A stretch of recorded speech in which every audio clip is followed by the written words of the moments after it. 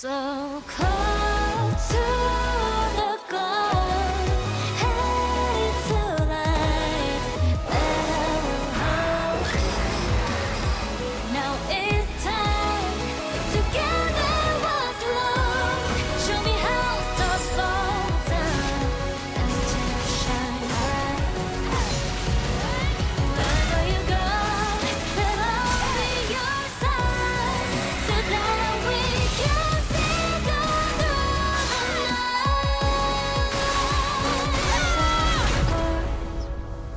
I'll keep through our time.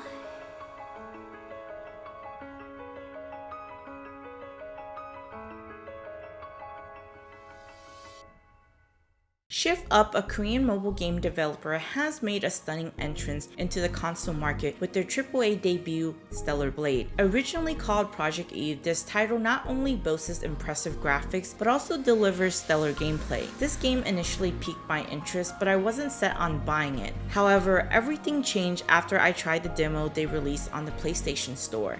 A practice I'd love to see more often. The demo sold me so much that I instantly pre-ordered the game right after completing it and defeating the rail yard boss.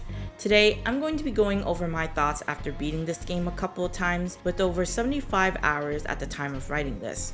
This game does a great job of showing what the PS5 hardware is capable of and is visually stunning to look at. While I did enjoy my time with Rise of the Ronin, I couldn't help but notice the stark difference between the two. For me personally, graphics isn't everything. However, visually pleasing aesthetics certainly help enhance the experience. You have the option to choose whether or not you want to play this game in performance or quality mode. I play this entirely on performance mode, since especially in games like these where timing is key to parrying and dodging your enemies. During my whole playthrough, not once did I ever experience any noticeable frame drops or game crashing. The only glitch I experienced was that the previous fish I caught would float in the air, but outside of it, it was perfectly fine otherwise. The animations are both crisp and smooth, adding to the overall quality of the experience. Even the detail on Eve's character and model looks great visually, which I too can appreciate and isn't just for the male gaze. The game and the world itself is beautiful to look at as you traverse through the different regions. Each environment tells a story, from the ruins of the old city to the desolate desert as you journey to reclaim the planet. I wish there was more variety in the big open sections. The two largest ones are both desert, and by the time I was about halfway or close to late game, I was sick of seeing the sand. I would much prefer entirely different locations, but this is just a personal preference that I have. But at the very least, to have one that is different from the other, more variety.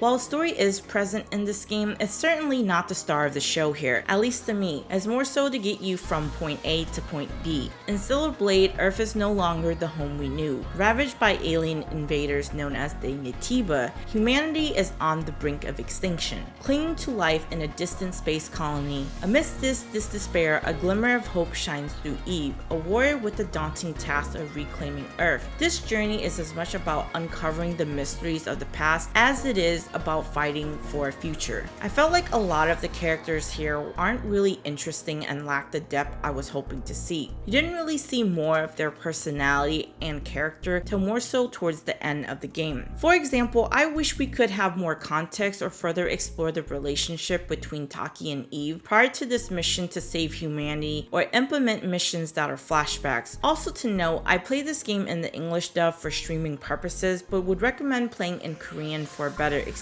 and could be a contributing factor on why I felt this way. I found Enya and Sue's story to be more engaging and memorable bits besides the main story, as well as this girl's side quest at the sister's junk store. I would have wished there were more side quests like those in the games to do, but you usually go here and do this. Although they didn't do anything new in terms of side quests you would see, I didn't mind running around to complete them because of how good the music is in this game. But more on that in a bit. One thing I will say that should be a standard in games moving forward is the ability to instantly return or fast travel back to the quest giver. I found that to be a really nice quality of life change I didn't realize I wanted until this game implemented it. Especially when you made a long journey to venture out to complete a quest only to not be able to return back instantly and gotta make your way all the way back on foot, which sucks. Music in this game is absolutely amazing and one of the best, with Kenichi Okabe known for his work on Nier and his studio working on 40% of the musical score for this game. While the vast majority was composed in-house at Shift Up, I love the variety of instrumental tracks to the ones with the soft female vocals in the background as you run around, whether it was in Eidos, Zion, the Wasteland, the Great Desert, the Spire, and so on.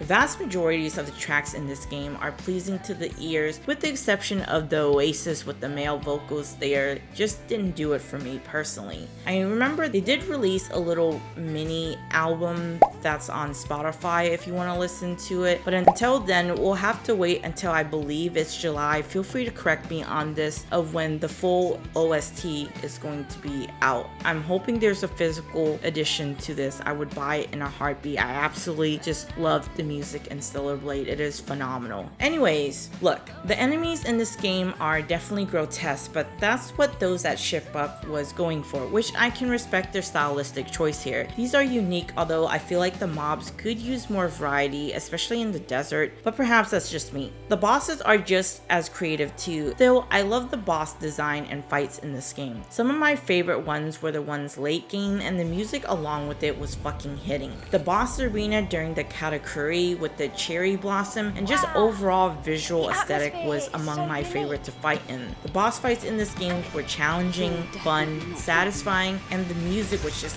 absolutely banging. I cannot praise the music enough. It honestly just checks off all the right boxes for me in terms of what I want to see and experience. Now, while the narrative does take a bit of a backseat, where the game really shines is Eve's amazing outfits you can equip her with, along with the different accessories. This is the one thing Shift Up really nailed, unlike other games I've seen when it comes to the female attire, that I can really appreciate. From your sexy, more revealing ones to stylish everyday outfits. There are plenty of different outfits that you can find spread throughout the world. One's pretty well hidden to additional ones found in New Game Plus, along with recolors of previous one. One of my favorite ones is this recolor of the Kill Build inspired one, the Wasteland Explorer, and Ace from helping the little girl at the sister's junk store. Combine this with the developers adding free outfits in the latest patch, it's nothing but good news. Shift Up's forte is in fashion for their character, both here and in Nikke. Best of all, it's free and you can earn it through simply playing the game instead of having to pay for it. Along this is the great and satisfying combat in this game, which requires precision, strategy, and understanding of your enemies. Learning their attack patterns on when you can parry, punish, or using your abilities like blink when the visual blue indicator pops up, to then countering with an attack or even more powerful abilities called betas. Eve's arsenal is vast, not from just your usual light and heavy attacks, but a gun for range combat and a plethora of skills you can unlock in the skill tree as you progress through the game. Even beyond that in New Game Plus, which was a pleasant surprise, the moves are even flashier. Each encounter is thrilling as it is deadly in this game and requires you to use a mixture of everything you learn, from parrying and dodging until you take those Naytibas down.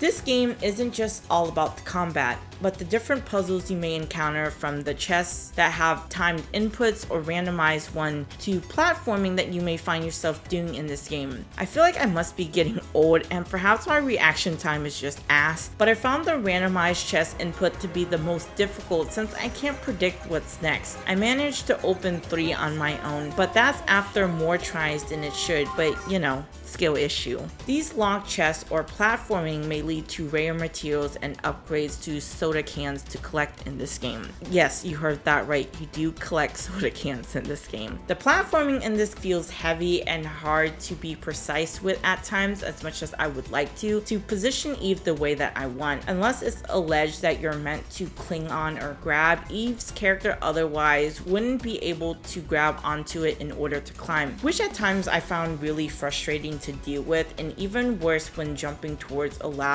You have to be precise or otherwise you might phase through it. Triangle, circle, X, square. Triangle, circle, X, square, triangle, circle, X, swear! Maybe the pattern under your feet is a hint. Oh my god, bro!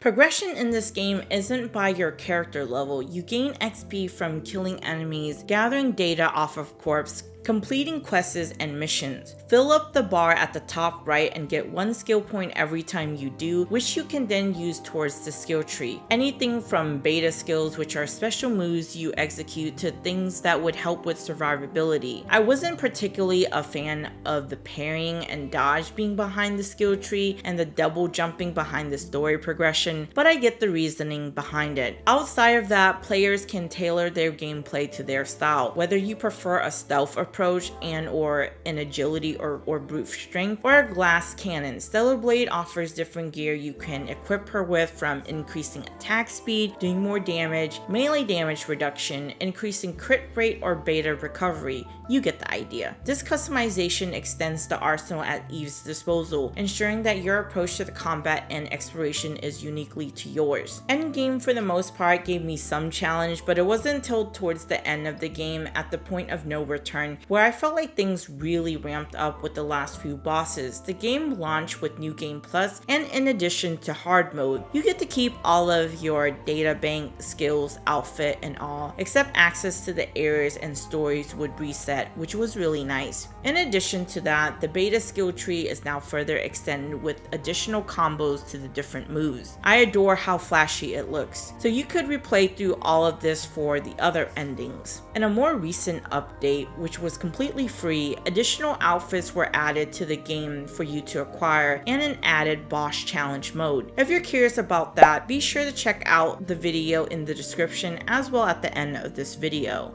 Now for things for improvement, they did a stellar job, but there were some things I would like to see further improved on. The platforming in this game isn't the greatest. Eve's character feels really heavy in the platforming sections of the games and slides around when you're trying to be precise about positioning before jumping. However, I noticed with the more recent update, there were some quality of life changes made to the game. It does feel slightly better than before. Also, the timing now on the random hacking puzzle is more generous for those with a bit slower reaction time like myself. This isn't to be confused with the one that does go in order. Before this, I was struggling to get those damn chests open. It would like take me 30 plus tries before I would manage to get just one. I felt like if I just had just 1 or 2 additional seconds, I could have gotten it. Unless the RNG was on my side with more of one directional buttons, I would then be able to get it. I would love to see more variety in the big open areas of the game instead of it being 2 deserts. I think by the time I reached the Great Desert, I was over it. I was tired of seeing sand everywhere. With how vast it was, it would have been nice for Eve to be able to use her blade to skate around the sand, since those sections with the hyper tube were fun to me, but oftentimes rather short-lived. Another one of my complaints for this game is the Taki mode. For a skill that's really cool and flashy to use, it is very underwhelming when it comes to how much damage you do. It is great for stun locking enemies otherwise though, at least.